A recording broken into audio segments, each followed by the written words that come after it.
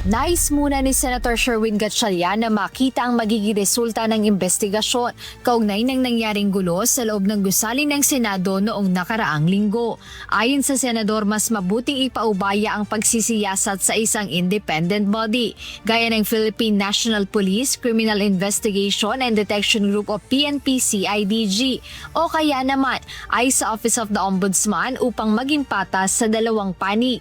Ngunit para kay Senator Gatchalian, ang pinakamahalaga ngayon ay maiayos ang koordinasyon ng mga ahensya ng pamahalaan, lalo na sa mga ganitong uri ng operasyon o sitwasyon. Akong perspective ko, iwasan din nangyari. Ako nakikita kong isang dapat may improving coordination with NBI, PNP, even the military. Kakailangan better coordination para hindi tayo nagkakaroon ng akala ko ganito, akala ko ganyan. Diyan tayo magkakaroon. Mahalaga rin aniyang makapagbalangkas o makagawa ng mga kinakailangang reforma upang hindi na muling maulit ang naturang insidente.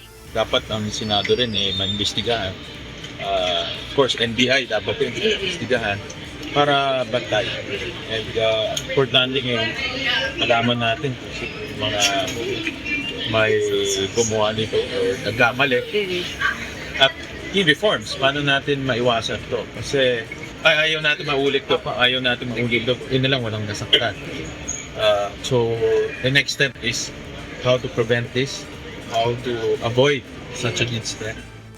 Nauna nang inihayag ng senador na itinuring niya ang pangyayari na pambabastos sa rule of law at demokrasya. Hindi aniya katanggap-tanggap na malagay sa panganib ang buhay ng mga senador, mga empleyado ng Senado at media sa loob mismo ng kanilang bakuran. Samantala sa ngayon ay wala pang inilalabas na tugon o paliwanag si Senate President Alan Peter Cayetano sa mga naging pahayag sa Malacanang kagabi kaugnay ng gulong nangyari sa Senate premises. Jedne Resina, humahataw sa balita ngayon.